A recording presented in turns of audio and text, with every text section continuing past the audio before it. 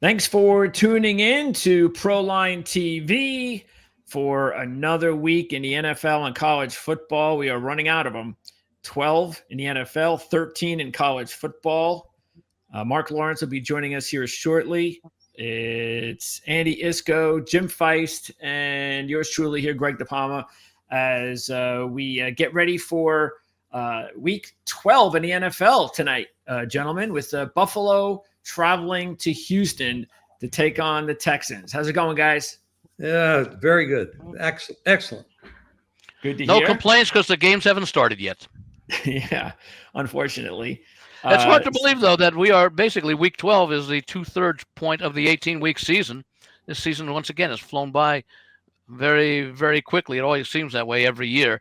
And that's because we're so busy. It's almost like nonstop. Yes. But I don't know if there are as many good matchups this week as there were last week, which was outstanding football with the Seattle game and the Denver-Kansas City game and the Eagles and Lions.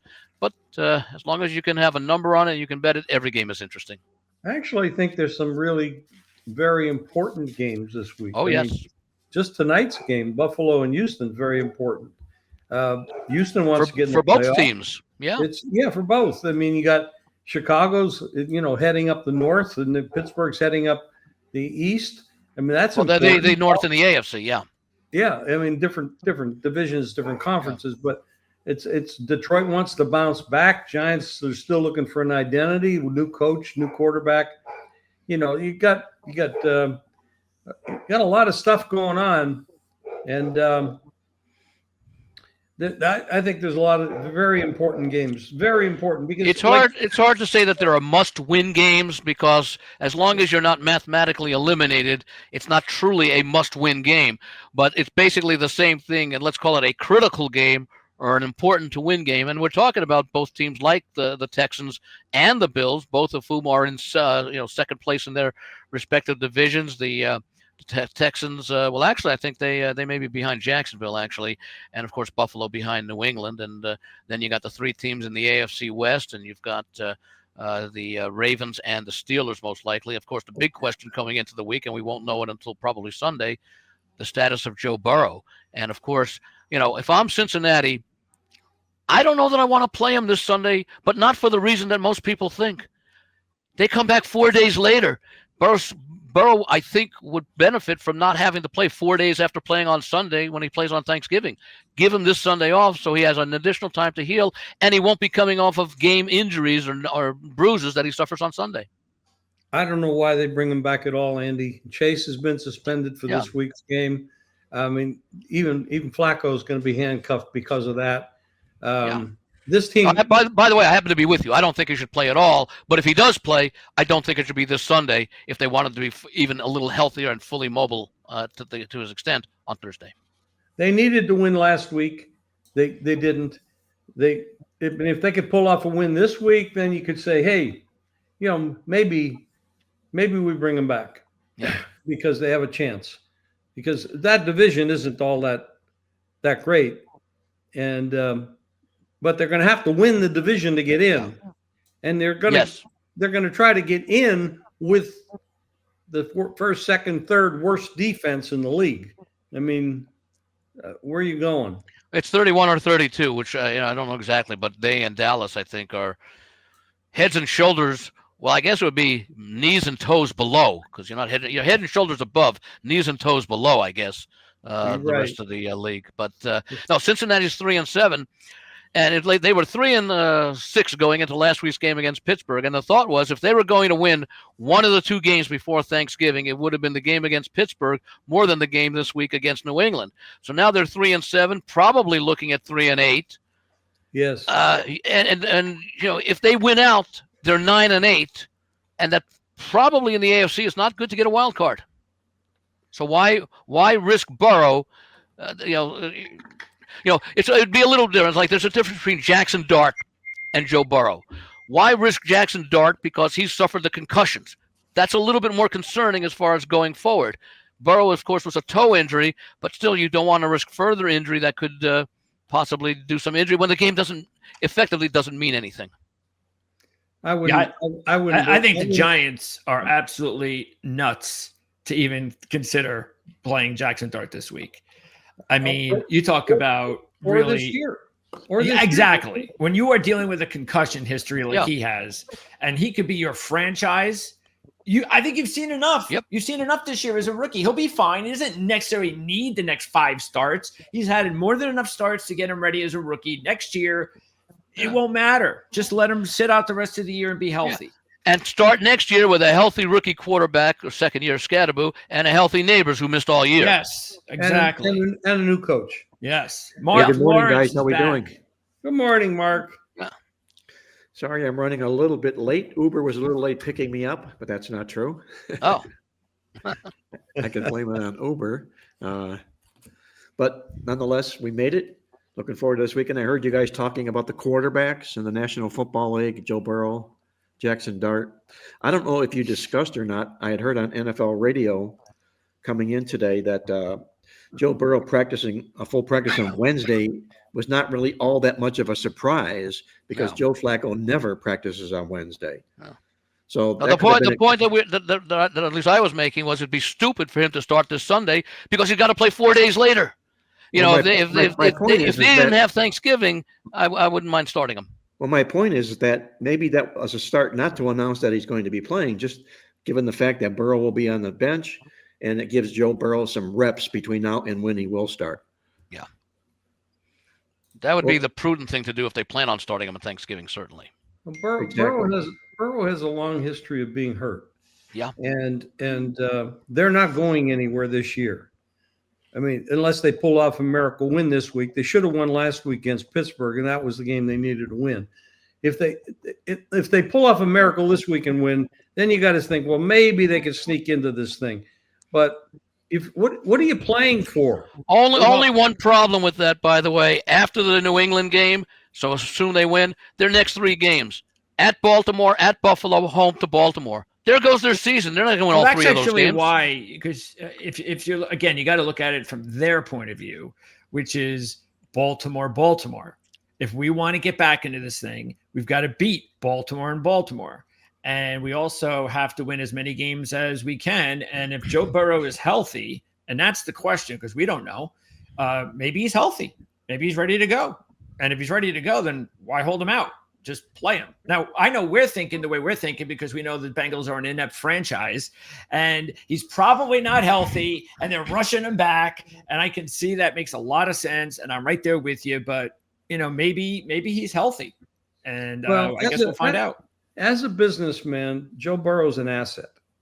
And he's an asset that's being underused.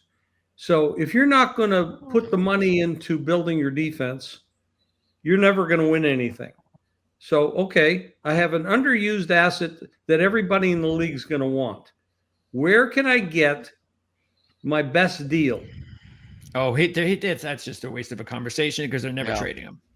Well, I don't agree with that. There's never a no. They're never trading him. Yeah. No, because they got a kid that wants to be there. Just imagine that you got one of the best, if not the best, quarterback in the NFL that wants to play for your inept franchise. You're not getting rid of that. If I'm Joe Burrow, I make a demand of management that says you better damn well strengthen that defense in the offseason, or we're going to miss the playoffs. He did that last offseason, Andy. He made those demands, and he made the demands to get Chase and Higgins contracts. He's wasting his life. They're never going to win. That's what he wants to do. Okay, well, then he's a stupid ass. I don't think he wants to do that, Greg, at all. He doesn't want to waste his life. He wants to be a quarterback in the National Football League, and he wants to be healthy with the quarterbacks. Well, and he wants to play for a team that's built to win a championship. Probably what he should have done was not demand that they re-sign Higgins and Chase. He should have demanded they re-sign one of them. Yeah, exactly. But he demanded spend the other on defense. Yes, but that's not what he demanded. Why did he make the playoffs last year? Not because they couldn't score. They couldn't stop the opposition. So what do you do? What do you do in any business when you have a weakness? You try to get rid of that weakness by building it up, doing what it takes. And that's the case in football. And how do you do that? How do you do that? Well, you spend money on defensive players in that case. Well, they don't have any money. This is a team that doesn't spend any money. They do. They just spend it because they get so much. All these teams make so much money off the billion-dollar TV contracts. Just a question of what they want to do with that money. What they have is assets. See, they have. I don't think they have a salary floor in the NFL, do they? just have a salary cap?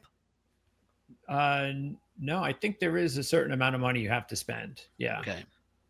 But Well, look, if the that's fact of the true, matter is that about they all are cheap. that he's We all spending. know it. Yeah, they are cheap. Look what they're doing to Hendrickson. I mean, he's never going to get the long-term contract there. And yet, shouldn't they have given him the long-term? Should they have given him the contract that maybe they gave one of the two wide receivers, but they didn't? They're going to let him walk. I heard from someone who's pretty reliable who looks into this stuff and follows it. Scouting staff. I think in the AFC North, Cleveland has like 30 scouts. Baltimore has 23. What's the other one? Not Cincinnati. Pittsburgh has maybe 20. And I think he said Cincinnati has like 6. How do you expect to be a winner in a competitive league like this if you have 6 people scouting? Here's the when your team has like 5 times, when your big opponents have like 4 or 5 times that amount. So the NFL has a salary floor, which is set by the league's collective bargaining agreement. Currently, teams must spend at least 89% of the salary cap over a 4-year period, with the league as a whole required to spend at least 95% over the same time frame. Okay. All right. There's the answer. Hey, guys, what do you say? Let's move on to the football card this week in the National Football League. It's a pretty attractive card because it's a pretty good time of the year in the National Football League as we're motoring into the second half of the football season. Before we do that, I'm going to share with you what I usually do at the top of the show here. I'm going to ask you guys when I wrap this up here about what games catch your interest on the card this particular week.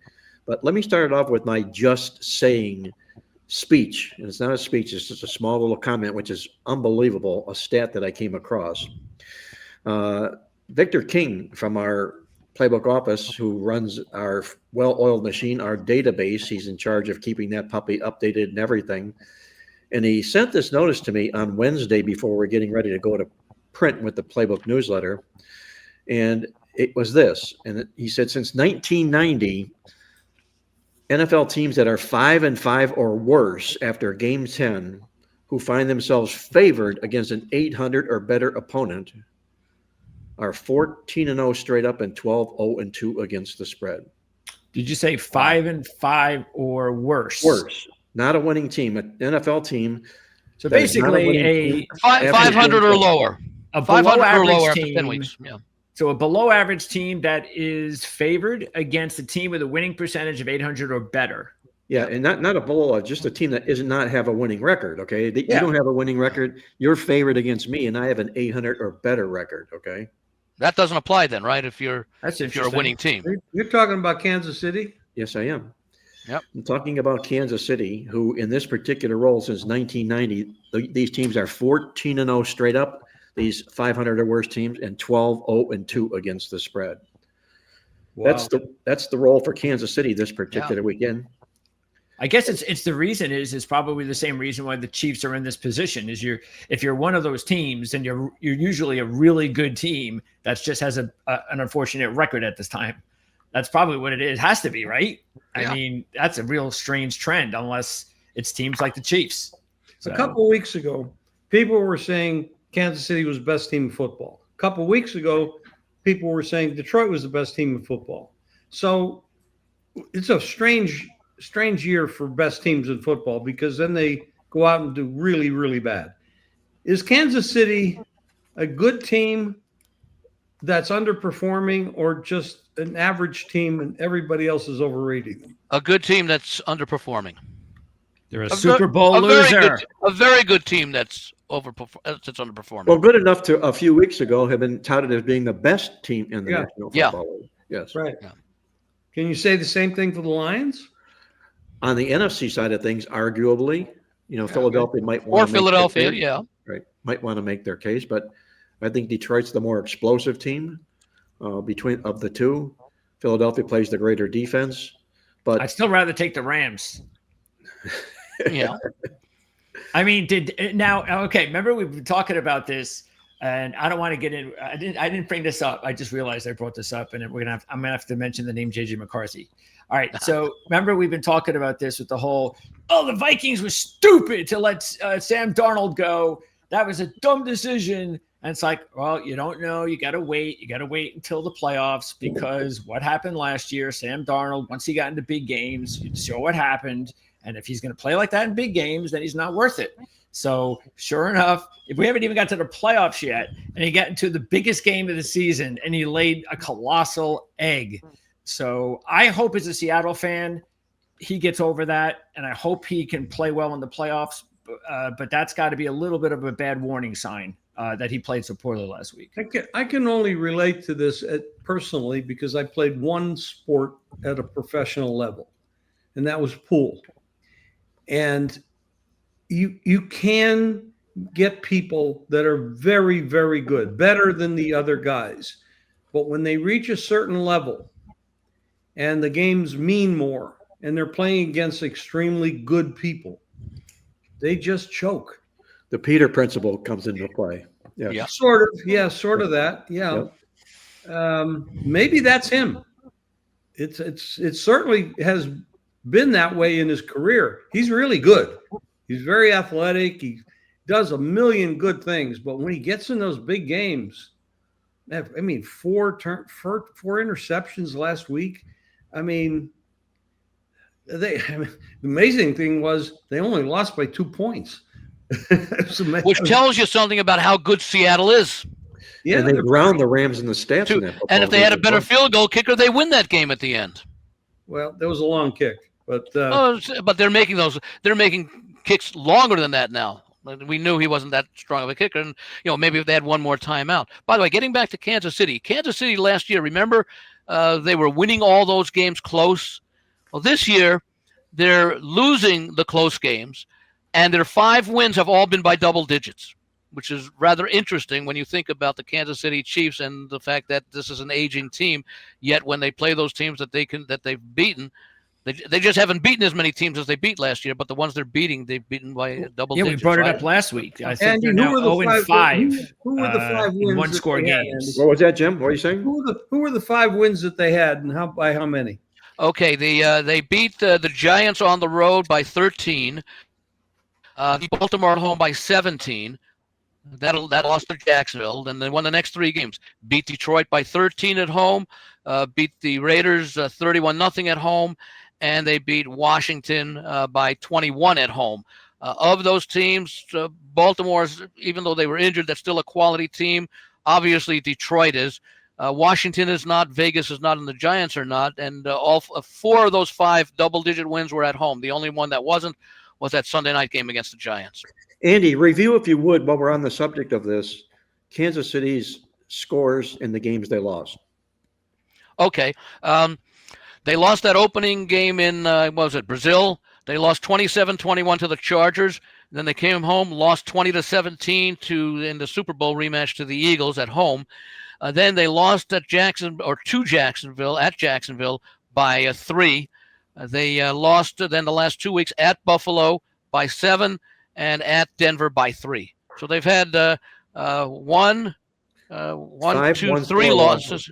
Everyone's a 3, loss. 3 losses by 3, 1 by 6, and 1 by 7. And those are the games they won last year. The Jacksonville loss was sort of a fluke, and that was the only loss they had to a team that wasn't considered really good. Well, the Giants weren't considered really good. No, sorry, they beat the Giants. You're talking about the losses, yeah. Yeah. So, I mean, based on that, you got to say this is a really good team that's just underperforming. And when they meet competition that they can beat, they beat them comfortably. We talked about Jim, getting back to your point about a few weeks ago that Kansas City was touted as maybe the best team in the National Football League. They were, given the point that they were at that time installed as Super Bowl favorites. And they got there largely because of that big win they had over Detroit, a convincing win by 13. Then they win their next 2 games in cover, and they win by big numbers. But they beat Las Vegas and Washington. And I think everybody got caught up and enamored with the fact that Kansas City is now on a roll. And I think it's what my whole message here is it depends upon who you're putting these numbers up against and who you're beating. Yeah, sometimes it will come back to bite you. Keep in mind, when they made Kansas City the Super Bowl favorite when they were playing so well, they still knew that they had games at Buffalo and at Denver that they could lose. And yet they still made them Super Bowl favorites when they were 3-5 at the time, or 2-5 at the time. So even when they made them the favorite, they still knew that there were some obstacles. Now you look at Kansas City's schedule the rest of the way. Indianapolis, okay, that should be a competitive game. At Dallas on Thanksgiving, they still have to play Houston at home. They play the Chargers at home. Then they're at Tennessee, and they host Denver, and then they're at Vegas. So they got 3 or 4 games down the road that they could easily lose.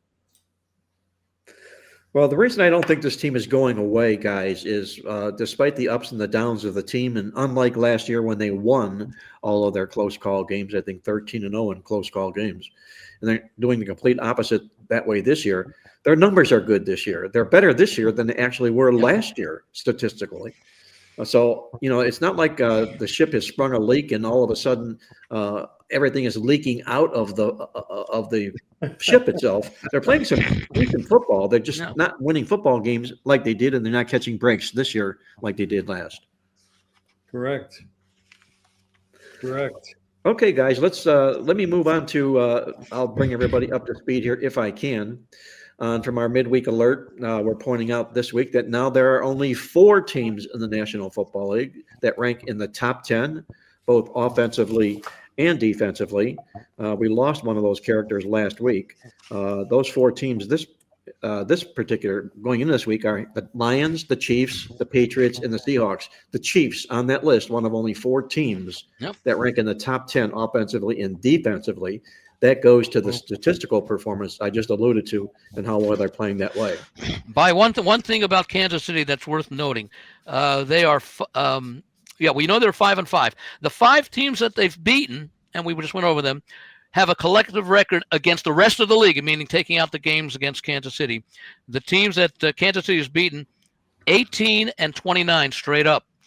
The teams that they've lost to, almost the reverse, 32-15 straight up. So what we're seeing is Kansas City is losing competitively to the better teams in the league, and they're whipping up on the weaker teams in the league.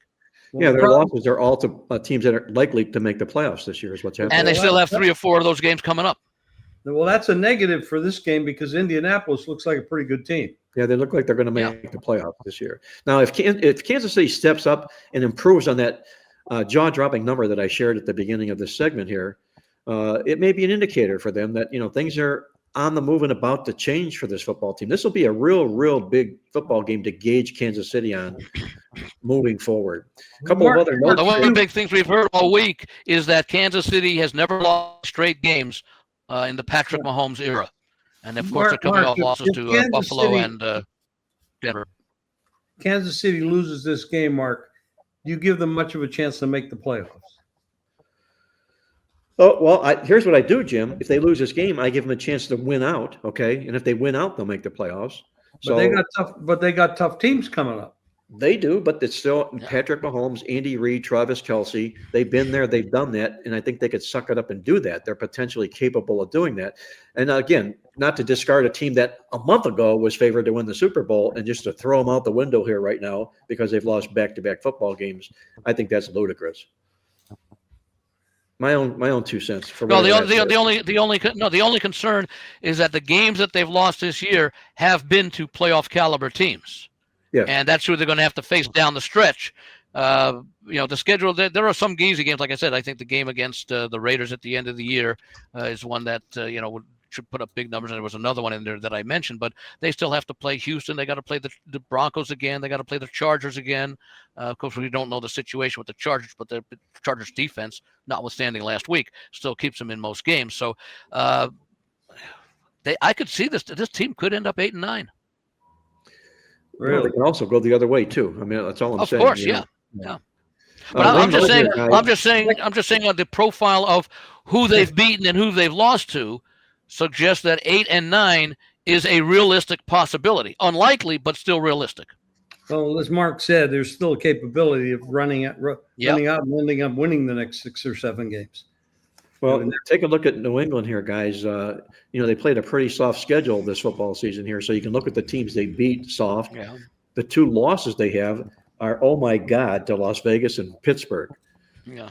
So it wasn't like any powerhouse football team rolled over New England, they're kind of a study all of their own this football season here. A big surprise. Patriots, their two big wins were at Buffalo and at Tampa Bay. Yes. Those are the two best teams they played by and they're rolling. margin. One quick note here, guys. Tennessee, again, the only team in the league that's not won the yardage in any football game this year. 0-10 opponents they won the yards in every game against Tennessee. Two teams in the league are getting beat 100 yards or worse in a football game average-wise. That's, again, Tennessee and the Cincinnati Bengals. And finally, just two teams have lost the stats in only one game this year. That's a pretty nice, neat little stat I always use in the second half of the season because they're playing a lot better on the field. Only two teams have lost the stats only one time this year. And those two teams, take a guess, Andy, who they may be? I was going to say the Rams until last week. Two teams. I would say maybe the Colts. No, the Colts. How about Denver? No, it's Buffalo and Seattle. Buffalo Bills, who keep getting arrows slung at them, have only lost the yardage one time this year, despite kind of a soft defense. It's all about what their offense is. But Seattle is the team that jumps off the page to me on how well they're playing the games on the field. We just talked to and alluded about. They lost that game last week to the Rams, but beat them 165 yards in the stats. So they're potentially capable in every game they play. Seattle is. That's my point. That's why I had them ranked 1-2. And we got the kind of game that suggested, even though the stats were skewed. By the way, the New York Jets, after playing the New York Jets this year, which would apply to New England this week because they played the Jets in their last game. After playing the Jets, those teams are 2-7 straight up, 1-8 against the spread, and their games have gone 9-0 to the over. Wow. So that could make a case for Cincinnati and the over this week if you want to hold your nose on the Cincinnati. What does that mean, Jim? Does it tell you that the teams didn't bust a gut in the New York Jet game and aren't really prepared for the next game? Is that what that speaks to? It might mean the Jets' defense is pretty physical. Yes. Yeah. Yep. Give them their credit. Give them their due. Denver's another one. After playing Denver, and that's a very physical team, teams are 2-8 straight up and 2-8 against the spread, which goes against Kansas City this week. But I think Kansas City is a different situation because of a lot of the reasons Mark went through. Okay, let me wrap this up real quick here, guys, from the midweek again this week. And if the playoffs were to start this week, the two number 1 seeds would be the Denver Broncos this week and the Philadelphia Eagles. The number 8 seeds on the outside looking in of the playoffs, just on the outside looking in, the Detroit Lions and the Houston Texans. The AFC wildcard pairings would be number 2 New England hosting number 7 Jacksonville.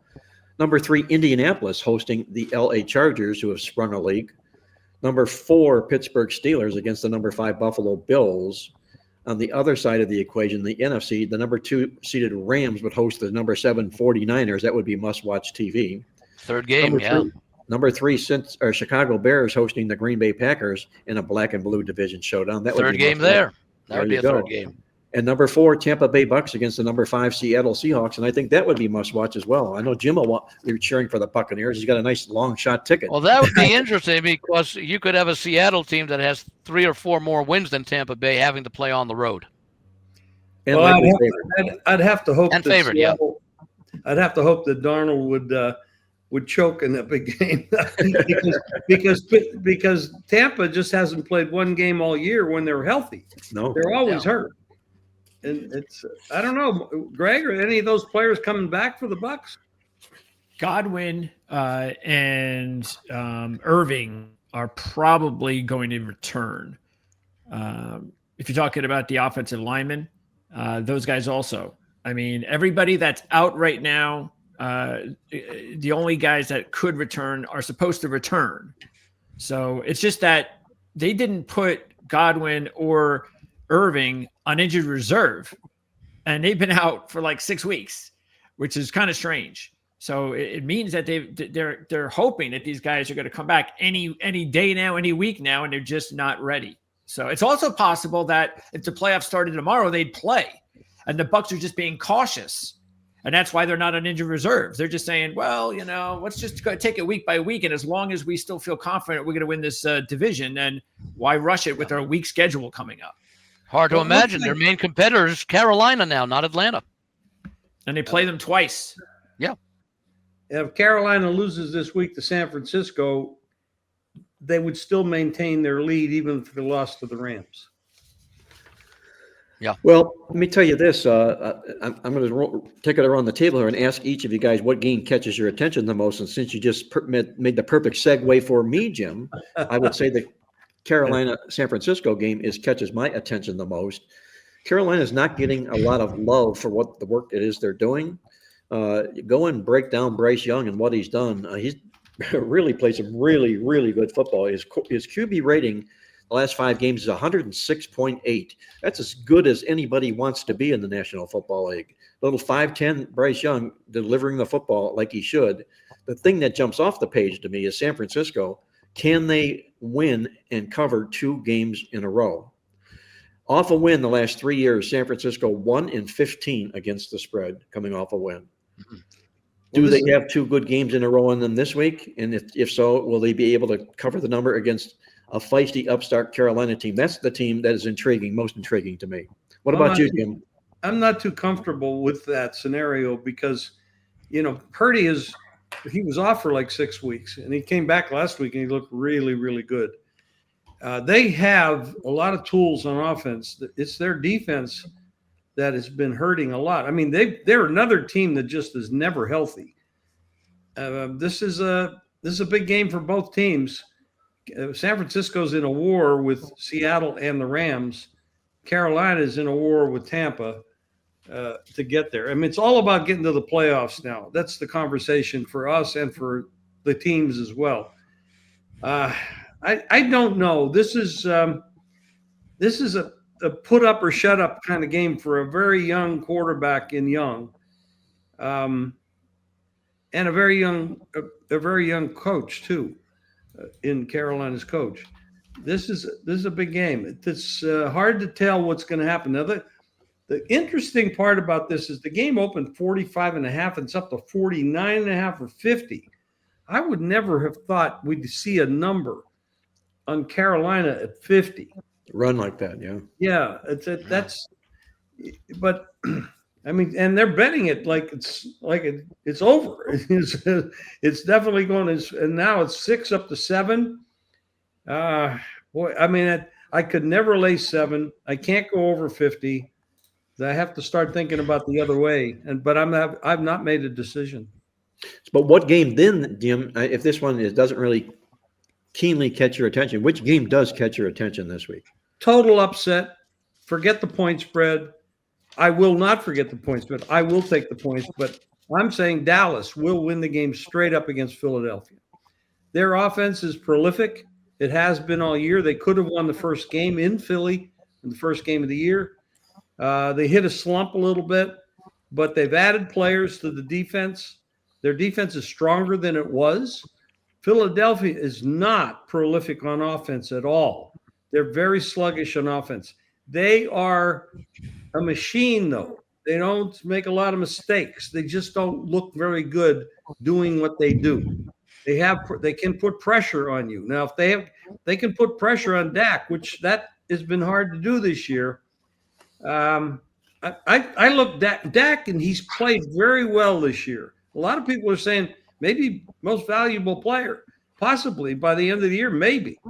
But Dallas in a spot, revenge at home. There's a lot of history between those two teams. Philadelphia, I don't see to have much issue. They know they're going to get to the playoffs, and they're going to be dangerous. But they're not the same team. They lost players on offense, and they lost players on defense. I like Dallas to win this game. I agree with you, Jim. I don't think Philadelphia has much punch-out power, if you will, this football season here.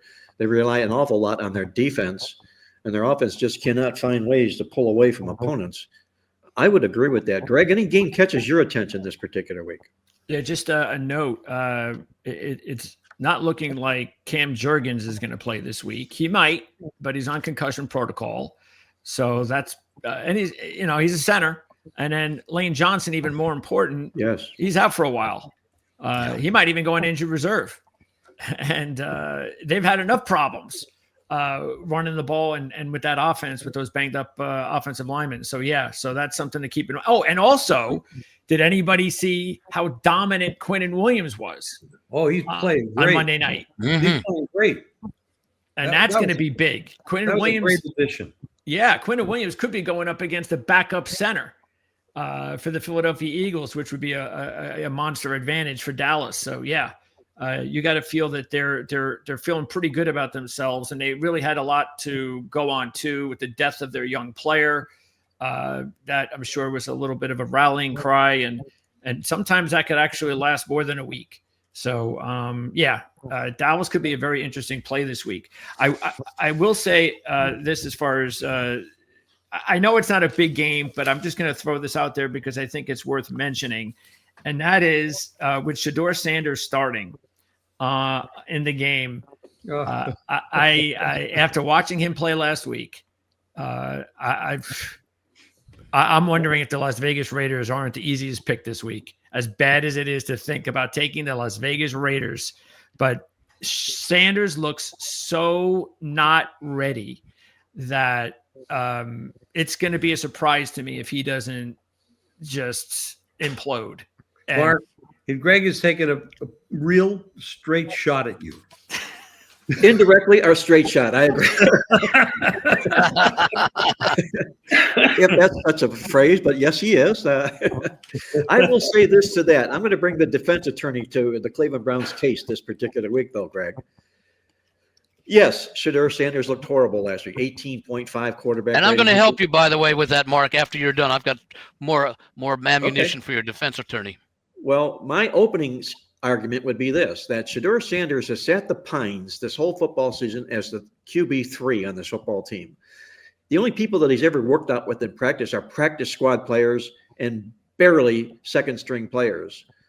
He was thrown into the football game last week. Now, this week, he's got a full week to prepare under Kevin Stefanski with the first team and learn the first team schemes and everything. He has to improve this week. You can't go any lower than 18.5 for a quarterback rating. By the way, opening statement. Andy, what's yours? I was going to say that, number one, in order for Shedeur Sanders and the Cleveland Browns to lose, the opposing team has to score points. The Raiders have had 4 games this year in which they failed to crack 9 points.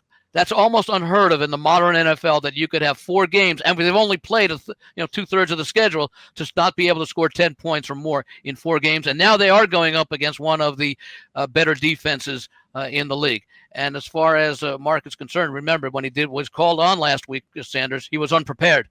I mean, he hadn't been prepared really to play that week because he didn't expect Gabriel to exit the game. So I would expect. Like I did another podcast last night, and we say it almost every week. This Raiders offensive line is about as bad an offensive line as I can remember in the last 24 years, last 25 years. About the only thing I can say about it, and it's a sort of a backhanded compliment because I say it's a balanced offensive line because they can't pass block and they can't run block. And they do them, both of them, both about the same. And to me, that comes down to coaching. If you have a problem with because offensive line play, it's all about technique. It's all about leverage. It's all about positioning and things like that. Well, the coaches are supposed to be able to improve the players who they drafted, because these guys were outstanding players in college. That's why they made it into the NFL. You all of a sudden don't lose that talent when you get to the NFL unless you're poorly coached. Good point. Very good point. I will say this also before I turn it over back to you, Jim, with our next question here. Trend Trackers following us on the show here today. He makes a nice comment. Love that angle, Mark. I miss those awesome angles. Well, I love supplying those awesome angles, Trend Trackers. And as I come across them, you'll be the first to know right here on this ATS podcast. So thanks for dropping us the line. Now, Greg, did I interrupt or just I don't know if I got to the game that you really liked this week, or were you alluding to the fact that the Raiders are your game? He's going to talk about the Jets. He always talks about the Jets. No, I'm not going to talk about the Raiders are not going to be my pick. I'll take them probably. What's the total on that? Like 20? Well, it's like 30. No, the Jets aren't involved in that game, Greg. It can't be 20. No. Actually, the game, Cleveland? The Cleveland and the Raiders. Yeah, it's about 36 and a half, 37. it opened 37.5. It's 36 now. And that's significant. 37 is still a key number. They're going to have to play 3 games to get to 37. Maybe you can go under Cleveland's team total, Greg. I think they separate and split those out. Their team total might be, or go under the Raiders' team total. Right.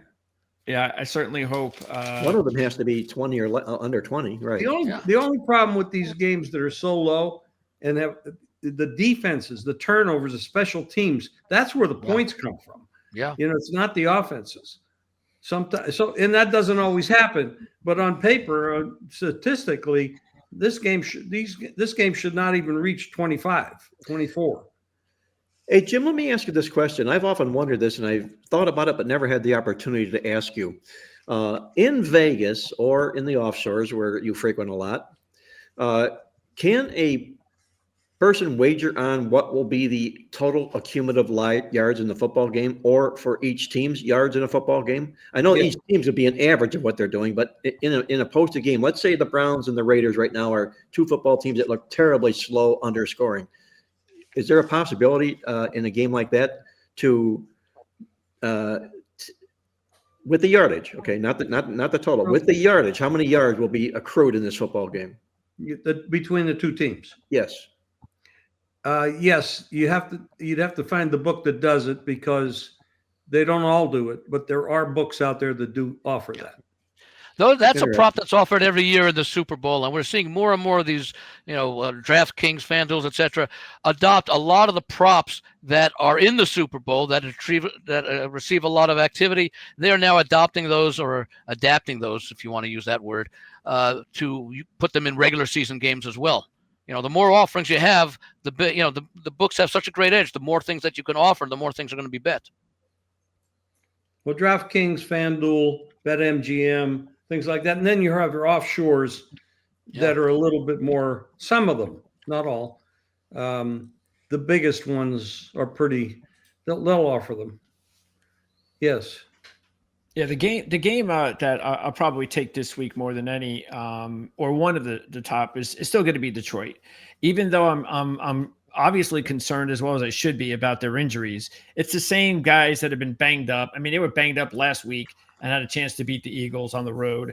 I don't think that they're going to have too much of a problem with the Giants, because of the fact, once again, this is now going to be the 4th time this year that the Lions are going to come off a loss with an opportunity to win and cover, which they've done.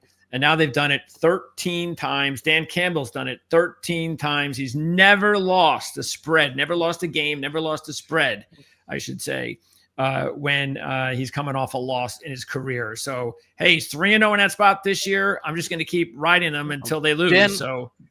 Dan Campbell's the reason they lost that game to Philadelphia. With all the, what was he, 0 for 5 on 4th down? It's a low-scoring game. You get a chance to get 3 points. That might be enough to win. I don't know how many of those were close enough that they would have been field goals, but let's say 3 of the 5 would have, where he eschewed the field goal for the first down on 4th down. Well, you make those 3 field goals, you got 16 points instead of the 7. It's my contention that he, more than any other coach in the National Football League, needs to have glued to his hip an associate head coach. Yep. To help him with these situations. He's shooting from the hip, and obviously he shot 5 blanks last week, and it ended up, like you say, Andy, costing him the game. And keep in mind, in that game, points were going to be a premium. You're also playing for potentially the number 1 seed in the conference, up against Philadelphia or the Rams or Seattle. Well, Detroit basically played themselves out of that possibility. I'd like to ask one question and make a comment. They did lose Ben Johnson, and Ben Johnson called the plays a year ago. That's a great point. He's gone. They lost their defensive coordinator as well, and they lost their all-star superstar center. They're big losses, and that doesn't always work out well. So now,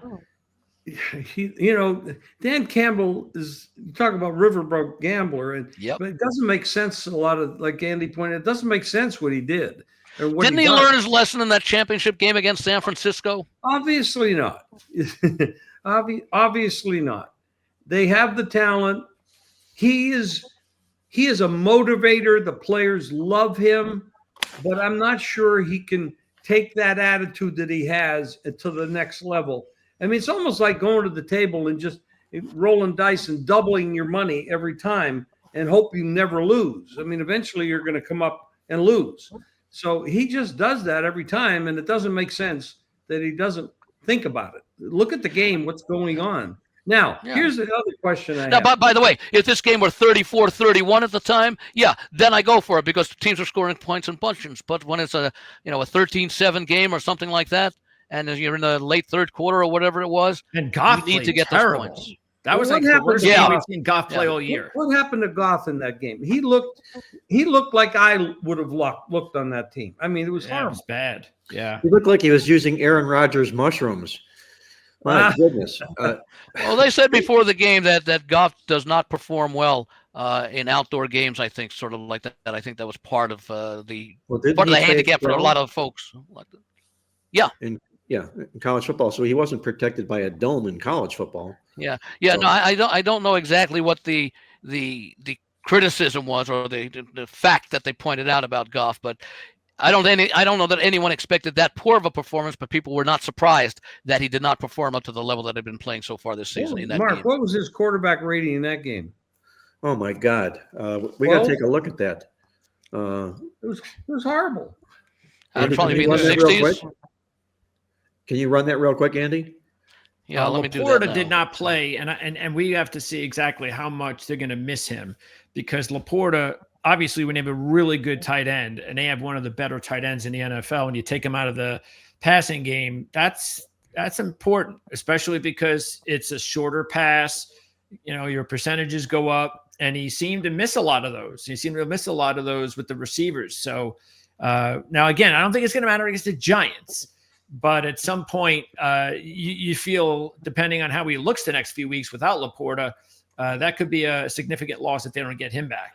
Goff's rating game last week was 6.1. The week before against Washington was 135, and the 60.1 was his lowest of the season. His next lowest was the game against Cleveland, where we're still in the mid to upper 80s. And what was his number? You broke up a little there. Yeah. 60.1 in the game against Philly. The week before in that rout of Washington was 135.9.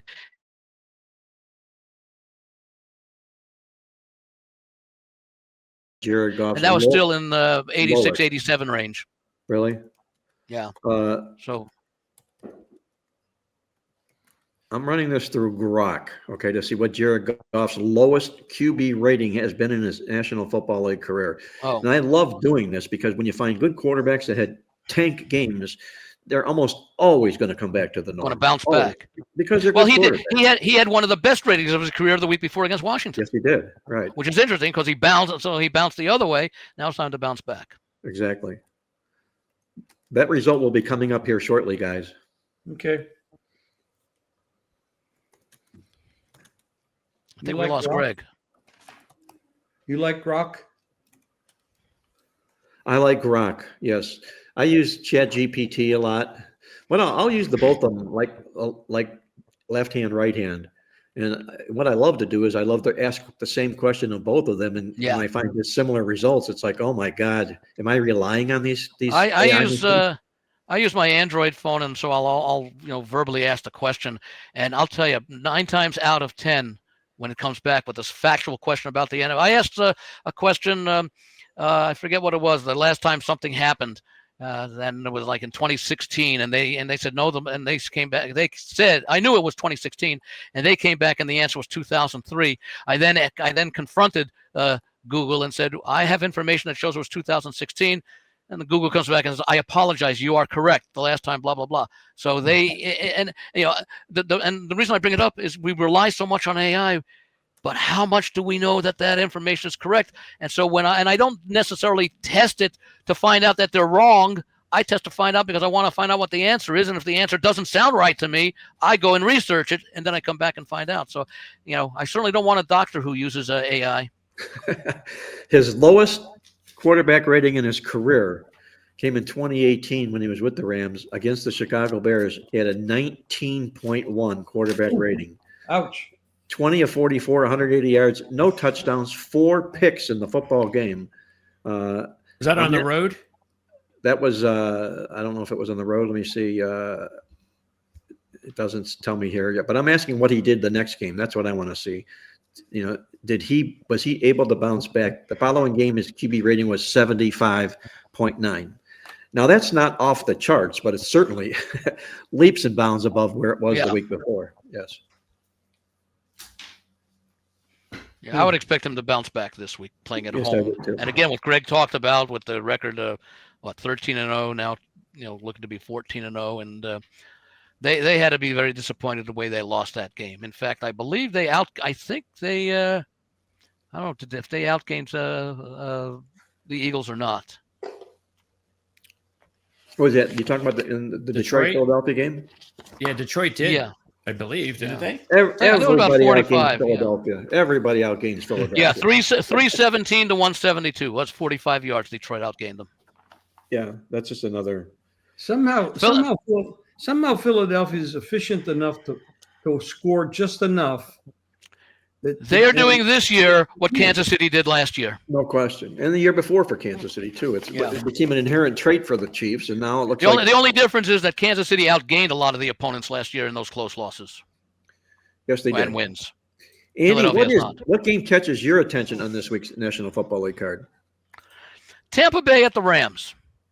That's an interesting game. Tampa Bay has struggled this year when they've stepped up in class, and yet they've also won a couple of games. They won that game coming from behind against Houston earlier in the year. They won another game at I forget who it was that just had it on my schedule here, but they won another game when they stepped up in class. But they've also played poorly in some games against like a Detroit, I believe it was earlier, that beat Philadelphia.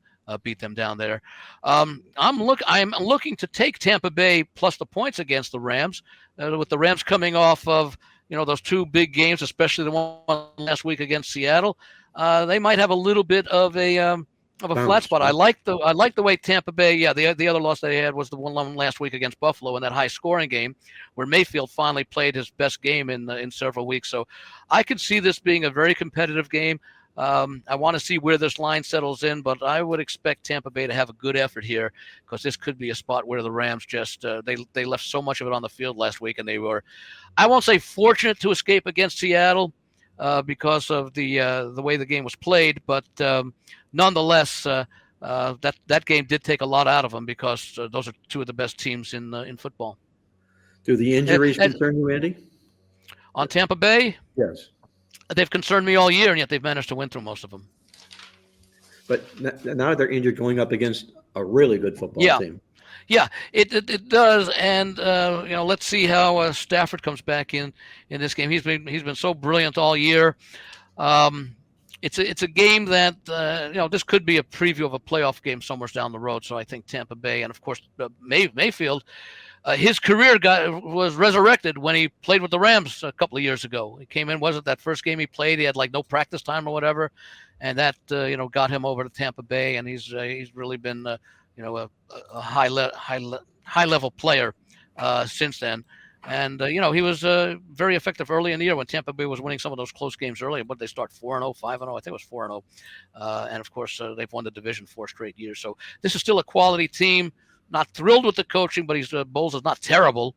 There are many coaches who probably would not be able to get out of the Bucs what he's gotten out of it, especially considering the injury. So I look for this to be a competitive game. The Rams have some easy games coming up. I think they have an Arizona game. I think they have Atlanta coming up after this one. So this could be one of their bigger challenges, even though the last 2 weeks against the 49ers and the Seahawks were bigger and more important challenges. Wouldn't surprise me, coming off of those 2 big divisional wins, that we don't see their best effort or their best game, their best execution this week. Well, I'll share this with you guys in Tampa Bay's favor. Sunday night teams playing, and I built a set, what I call a set within my database of Sunday night games that I can go in and then see exactly how these teams do on Sunday night football. And the best role for any team playing Sunday night NFL football are road dogs of 6 or more points. They really shine. And I ask myself, why? Why does a road dog of 6 or more play well in a primetime Sunday night game? It's more than likely, I think my answer would be the fact that the favorite is the guy that's getting the spotlight on him, the primetime guy, the favorite in those football games. So if that is true in that analogy, you can couple that, Andy, with perhaps a Rams letdown after that monumental game against Seattle last week. I agree with you. I like Tampa Bay in this game as well. You could easily buy this thing up to 7 because the price is high. Wow. So, very easily. Nice. Well, before we let Jim go, guys, any other final thoughts on the NFL football card this week that we might want to share with our listeners and viewers out there? Anybody? The Bears game with the Steelers.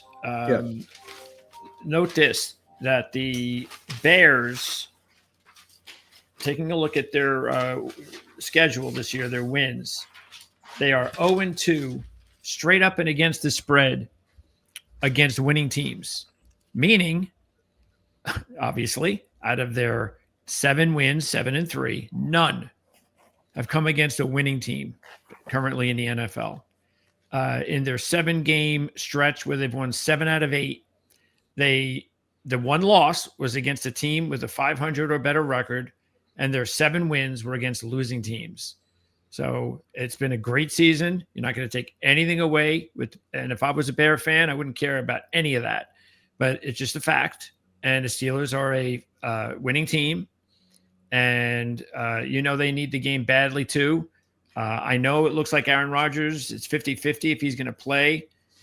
Mason Rudolph had a really good game last week, but that was the Bengals. The Bears, of course, on defense have not exactly, had a great season either, but they've got some banged up, guys in the secondary for most of the season. It's definitely hurt them. But I'm actually thinking about taking the Steelers in that game.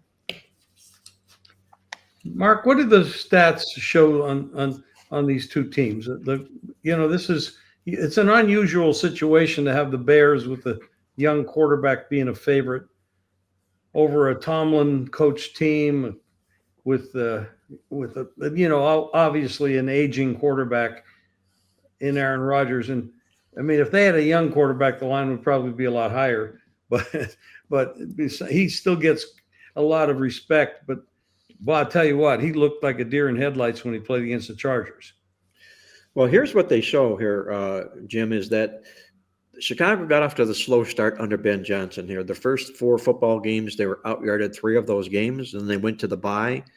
And he obviously put them into a room and wouldn't let them out when they came out.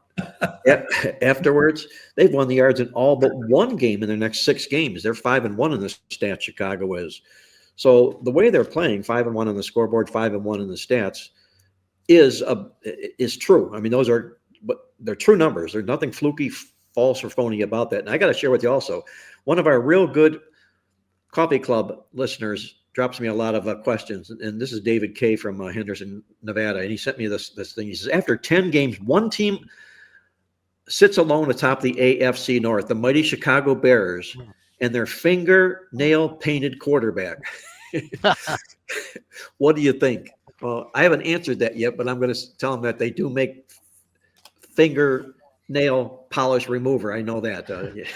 Well, I was going to mention about Chicago. Remember last year, they had the season that were in close games. This year, they're winning all those close games. Difference in coaching: Eberflus versus Johnson. Well, Eberflus was a joke compared to Johnson. He made Brandon Staley look good and got fired as an assistant afterwards. Well, at the end of last year, well, I know he's with Dallas now. I mean, after he left Chicago, he went on and became an assistant on another staff. Last year, you mean? And I think he got booted from that staff. I mean, he kind of had a deer in the headlights look on the sidelines as well. So it only confirmed the fact that the hire was a terrible hire. The Bears have been favored just 4 times this year. The other 3 times they were favored, it was against the Saints, the Bengals, and the Giants. Now they're favored against the Steelers in a role. Bottom line is they haven't been in this position before. They're favored against a good team, a quality team. And as I mentioned, they haven't beaten a quality team yet. So they're going to have to – look, they're going to eventually make that step. They're going to beat a good team. Question is, are they going to do it this week? The question is, do you consider Pittsburgh a good team? That is a good question, Andy. I'd say average at best. Average is a good answer. I'm going to do this. I'm looking at at our comments here, and MD made the comment, good job, guys. Continue to pave the way with sophisticated betting information. Then he comes back and says, please update to the viewers the Hotel California angle that one fizzled out. Well, I'd have to have a little time to pull out one of my 30 previous black books, which outlined that particular angle. So I have to find the black book that had the Eagles as the featured team and do that. But I will review that, MD, to find out basically what it involved were teams from the East Coast playing teams on the West Coast, and more specifically playing teams in the Los Angeles area, which could have then only been the Chargers, the Rams, Chargers, whether they were in San Diego or Los Angeles now, and how they fared in what I call the Hotel California when those teams in the West Coast were at home against the East Coast teams. But I don't want to speculate why it fizzled out and where it is right now. So I promise you this, MD, next show I will update those records for you. Okay. Cool. Well, Jim, any final thoughts before I know you're probably thinking about lunch. I know it's only 11 o'clock where you are right now. Or brunch. Well, I'm a lot of things. I'm not really thinking about food this moment, but I'm looking forward this weekend. I'm looking forward to tonight's game. I would prefer if Stroud was playing, but he's not. But I kind of think that you might get a real big effort and maybe a shocker here. I'm with you. I mean, you got the number one defense in the league. You know, it's sitting here as a home dog in this football game. And Buffalo's so popular, but my goodness, their defense can be attacked on. They can be run on. I think there's a lot of holes with the Buffalo Bills. Even though they rank in the top 10 offensively and defensively, it's the rush defense that is really the Achilles heel to that football team. We might see an upset here. I agree with you, Jim, in this football game tonight. Josh Allen is a Superman. There's no question. We could rename Buffalo the Josh Allen team. I mean, he's an amazing player. Yes, he is. It's fun to watch him. It's not fun to bet against him. That's for sure. It wouldn't be fun trying to tackle him either. I wouldn't do that. I think Houston won the game last year, didn't they, against Buffalo, 23-20? Correct. Yeah. So in Houston. Houston's 0-3 yeah, straight Houston up and will against the spread as dogs this year. Keep that in mind. Against what? 0-3 straight up ATS as dogs. Okay. Then you got the Davis Mills thing here, and I pointed out an angle in the Playbook newsletter that was not all that good for Davis Mills as backup quarterback. I'm really petrified. I like the Houston side, but I was petrified when I came across this, and I'll share it with our listeners out there. We're talking about Davis Mills in his career against teams that are coming off a winning cover. He's 0-10 straight up and 3-7 to the spread. He's also in the first of back-to-back road games. The Buffalo Bills 0-7-1 to the number. So Mills has got to step up his game here tonight as well. Huge quarterback edge, obviously. The Buffalo. What team did Mills play with in those games? Because he may have been playing on a really lousy team. Oh, he's been with the Texans. I think he's been with Houston the whole while, hasn't he? Oh, this would be with Houston? Yeah. Okay. Yeah. And remember, he's a backup, and this happens. Yeah. We talked about this with Brissett. They can come in for a game. They can have a good game, which he had a couple of weeks ago. The longer he plays, the more the backup comes out. And that's the reason he's not a starter. So, Hey, but the concern here, though, is the Buffalo defense. well, I don't think Houston's got the running game to exploit it, but How about this? We'll see. You talk about backups. I mean, I'm just going to throw this. Brissett was 47 out of 57. Yeah. I mean, I've never seen this. That's two games worth. That's 2 games worth of stats. Those are dinks and dunks. How many passing yards did that measure for him? 47 completions. It was a lot. I didn't see that number. It was a lot. I know it was a lot. By the way, Mark, in your database, do you keep like quarterback passing stats as logs? Because I'd be curious to see with Bryce Young going up against San Francisco, how quarterbacks do the game or how they and their teams do the game after passing for like over 400 yards like he did last week. I don't keep that, Andy. I wish I could. I don't. Maybe with the new venture we're working on that's going to be rolling out here next football season, it may end up being, but we'll be able to do just that. But my quarterback database is strictly games they started, whether the team won or lost, and what role they were in that particular game. Unfortunately. Let's see the stats on the game last week for Brissett. Yeah, I have to find out because they didn't have the. I'm looking for exactly what you said there, Mark. His average per completion in the game. Let's see. It was 7.9, which is not bad. No, not at all. So he had an 8.4 average against the Cowboys. Only 5.9 against Seattle, but it was 7.9. He could, and obviously with that many completions and that many yards. I thought it was higher than that. I sure 47 completions for 452 yards. It's almost 10 yards per completion. Well, he might still be the best backup quarterback in the National Football League. Well, I'll tell you what, unless there was someone else in addition to Brissett. He's a lot better than Murray. That's for sure. Yeah. Than the starter. Yes. Much more of a complete game, right? Yeah. Yes. Well, gentlemen, have a great week. Well, I appreciate that, Jim. Thank you. Best of luck this week. You might mention that we have a new feature on the site. Yes, we do have a new feature on the site, and I want to make sure everybody is attuned to that. Jim, do you have any selections that what I'm going to talk about on the site? Have you posted anything yet before I get into that? I sent them. Yes, I know you did. But I sent them to Greg and you. Yes. Oh, okay. Yeah. Okay. Well, we're going to be utilizing YouTube now for a ProLine TV Pick channel, and you're going to be able to receive selections from Jim Feist, myself, Andy Iskoe, and the team all of the team here on the ProLine TV podcast, and at what I'm going to call wholesale prices. I mean, forget Costco. This is wholesale prices. This is better than Costco. Greg, you want to tell these listeners how? Well, I'm sorry. They accept those great prices. Yeah. I don't think we're offering the hot dogs that Costco has at great prices. Greg, bring everybody up to speed, if you will, on how they can tune in on all this. All they have to do is click the join button on the bottom of this video. As you viewers can do that right now. You click the join button, it goes right to our membership page, and then you have the three options you could choose from, ranging from $49.99 up to $99.99, and this is a month. So you get, for instance, the two packages, $49 and $59. That all depends if you want Mark's picks or Jim's picks. And the bundle package is $99.99, which you get everything for the entire month from every handicapper and everything we provide. That is only available if you join our YouTube membership. It's not for the public. I'd like to mention that last week I did post 6 plays and I was 5-1. Nice, very nice. Very nice. And this week I have 5 plays. Now it'll change, of course, as we start doing more and more basketball, and we'll be adding plays. We always can. Once you're a member, though, you don't have to go pay again. You're a member, you just go in and get them. That's right.